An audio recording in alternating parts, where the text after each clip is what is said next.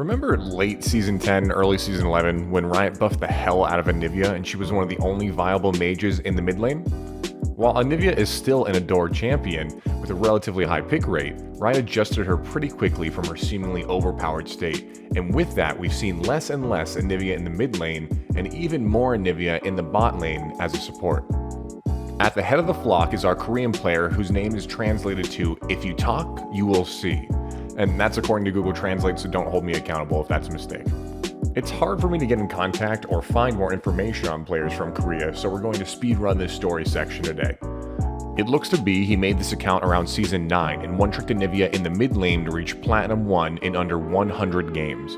Season 10, he continued to one-trick Anivia in the mid lane to reach Diamond 1 through a total of 700 games. And now in Season 11, after the Anivia nerfs that we talked about previously, he's made the switch to one-tricking Anivia as a support, while making some interesting choices like bringing Teleport, and now with over 900 games played, and a 55% win rate in the hardest region in the world, he has finally pushed himself into Master Tier 61 LP, where he continues to climb to this day. Anivia Support does have some issues we need to talk about before we start tweeting her good graces though. First, she's immobile, and unlike other caster supports, she doesn't have extreme range on many of her abilities, meaning she exposes herself to all-ins very easily. Also, cycling through your abilities and comboing with Anivia can be mana intensive, and you can find yourself in lane pretty quickly. Like our other mid lanes turn support videos, supports lack the cash to perform or output the same amount of damage as their mid lane counterparts, making you weaker overall. And finally, and most importantly, electric and fire attacks are super effective against her, and she also has a 4x weakness to rock, making her one of the most frail legendary Pokemon. But even with all of these potential problems, If You Talk, You Will See has found a way to make it work.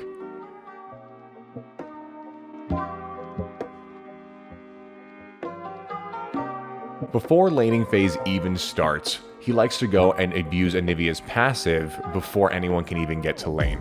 He likes to go ahead and make himself a vulnerable target surrounded by his teammates to see if he can bust any of the enemy's summoner spells or make them overcommit for an easy kill. He doesn't mind too much in this stage if his passive is procced, because again, if he's able to get any advantage on the enemy team, it just gives him a higher likelihood of winning the game. At level 1, in lane, he will pick his Q or Flash Frost ability. Flash Frost does damage and slows when passing through enemies, and also damages and stuns an enemy when it explodes. When landing this ability, he tries to hit both parts of it to grant him the most damage possible, activating it just after the pass-through damage and slow is applied to the enemy. Pre-6, this is the only way you can combo your E or Frostbite ability, so he uses it sparingly throughout the lane unless an enemy is mispositioned or he's sure he can land it. Level 1, he's only using it if he needs the kite back from pressure, or his ADC can follow up easily on the stun, allowing them a big trade or kill. More importantly, early game and throughout laning phase, he's abusing Anivia's auto attack range. It's one of the highest in the game. You pretty much outrange every basic auto attacker in bot lane except Caitlyn, Aphelios with his sniper rifle, and Annie support if you ever see one of those. It's also notable that you have the same auto attack range as Ashe and Senna, but aside from those 5 champions, you outrange literally everybody. He abuses his long auto attack range throughout laning phase to get more gold from his support item and to do some impressive chip damage over time. Level 2, he'll take his E or Frostbite ability. Just having these 2 abilities unlocks your basic combo, and with the Electrocute runestone he brings, it also means you can do some serious damage to squishies as well. He casts Q, lets it pass through the enemy just barely, activates it to stun them, and then smacks them with an E and an auto attack to proc Electrocute. If he's 100% sure his Q is going to touch the enemy champion, he can make the combo faster by casting Q and then casting E immediately after, since it will get the 2x damage boost just from the Q touching an enemy, and then reactivate the Q at the end. It's a really small change, but in League, big damage can happen in milliseconds, so it can mean the difference sometimes. He can also use Frostbite just to weave in some more damage even without Q, since it's pretty cheap and is on a pretty low cooldown as well. At level 3, he levels up his W or Crystallize ability, more simply and famously known as Wall. Most commonly in lane, he uses it to help guarantee he'll land a stun with his Q. If an enemy sits next to a wall or is just generally too close, he can easily predict their pathing, or lack thereof, and output his early game combo with ease. This also makes it awkward for the enemy that was caught to retreat, so it can normally result in a busted flash or movement ability as well. He uses it throughout the game to create catches for his team, or to create space between him or his carry and someone who wants to dive, since it pushes the enemy back when spawned. Just like Trundle supports Pillar, Turret is an easy area to abuse your enemies in, since they must walk towards you and around the wall to get away. Abuse opponents who aren't aware of making this mistake of not standing further back on their turret. Your wall can also be used in tight quarters to completely stop someone from engaging or running away, and also less well known is you can stop backs with your wall or any channel abilities as well. Use it wisely. As I mentioned earlier, Anivia has some bad mana problems, and as a support, you don't have the luxury or the cash to be able to quell those mana problems with a tear or a quick lost chapter. Because of this, his first buy in every game is almost always a corrupting potion. It's a pretty big investment, and some people even view this buy as a troll, but I think the results speak for themselves. Corrupting Potion allows you to spam abilities more often in lane, and it adds a bit of bonus burn damage when activated. If he needs, he can sell it later for extra cash, but he normally hangs on to it until the game goes very late, or he needs to sell it for an item slot. Most games he ends up with a Corrupting Pot still in his inventory.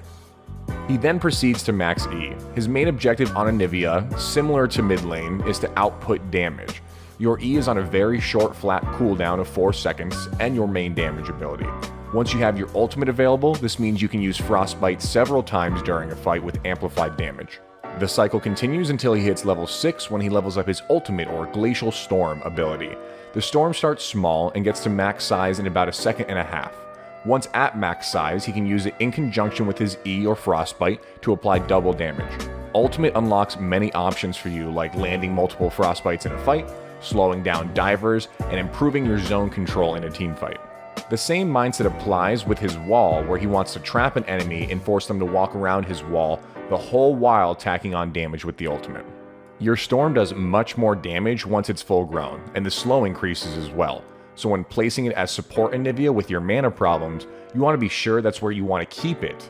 There's an activation cost and a cost per second that it's live, so reactivating the ability multiple times means that you're going to be much faster and also be outputting a lot less DPS. Mid-game and even early game under the right circumstances, If You Talk You Will See does look for roams around the map. And while he does occasionally saunter over to a lane just by walking there, it can be dangerous as Anivia support to walk alone through the jungle. This is where Teleport comes into play. He uses Teleport just like any top or mid laner would do to counter gank an enemy and to turn the tides of battle into his team's favor. Or he might teleport to a ward to perform a gank himself.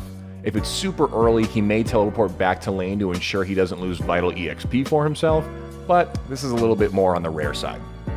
Teamfighting as Anivia support is pretty similar to teamfighting as Anivia in the mid lane, except you want to play as safe as possible, either being in between the tanks of your team or as far back into the backline as possible. You have 3 goals in mind when teamfighting. The first is to section off areas of battle with your ultimate or wall. When fighting in the jungle, you can completely cut off an enemy champion from their team with a well-placed wall, preventing the rest of the team from following up and creating an easy 4v5 situation after killing the sectioned off person. Your ultimates in teamfights should be looking for value, being placed on as many enemy champions as possible to accrue a large amount of damage or forcing the enemy to move. You're also looking to burst down squishies or out of position champions with your combo. Lay on the hurt and lots of frostbites to chunk down their life bar and have your team come out on top. And finally, you can also slow down aggressors from picking you or your carries off. Use all of your CC and control to try to keep your team alive longer, all the while nuking down that enemy as well.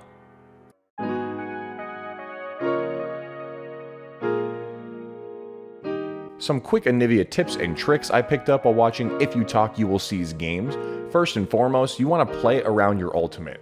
The slow and damage it contributes is substantial, even as a support, and placing yourself inside of it makes it harder to kill you and easier for you to kite the aggressor until someone from your team hopefully comes to your rescue, or you just kill them yourself. Like many control mages, Anivia thrives in confined areas, so look for fights in areas with small choke points since it's so much easier to hit your abilities and force enemies to stay inside your ultimate. And lastly, with Teleport, even if you get knocked into your egg passive, you can continue to channel to safety. This one's pretty niche, but also pretty stylish if you're able to pull it off. Just make sure that you're not going to get CC'd out of the channel if this is something you're going to try.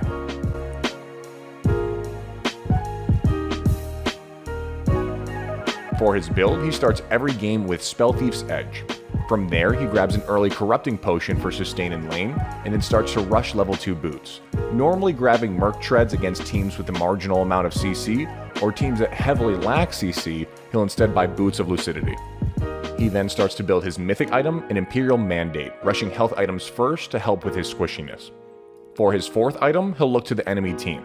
If they have assassins or someone who can dive on him, he'll build a Zhonya's Hourglass. If not, he'll instead build a Cosmic Drive.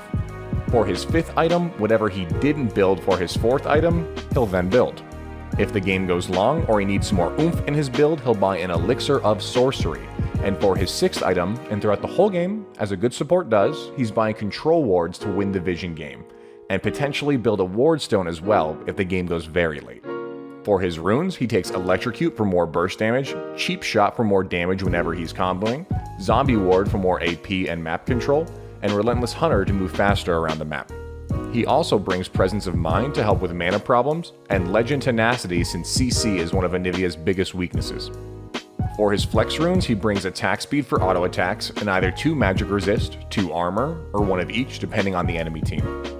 Support Anivia works well with ADCs with CC like Ashe or Jinx, or ADCs that have good all-ins like Tristana and Kai'Sa.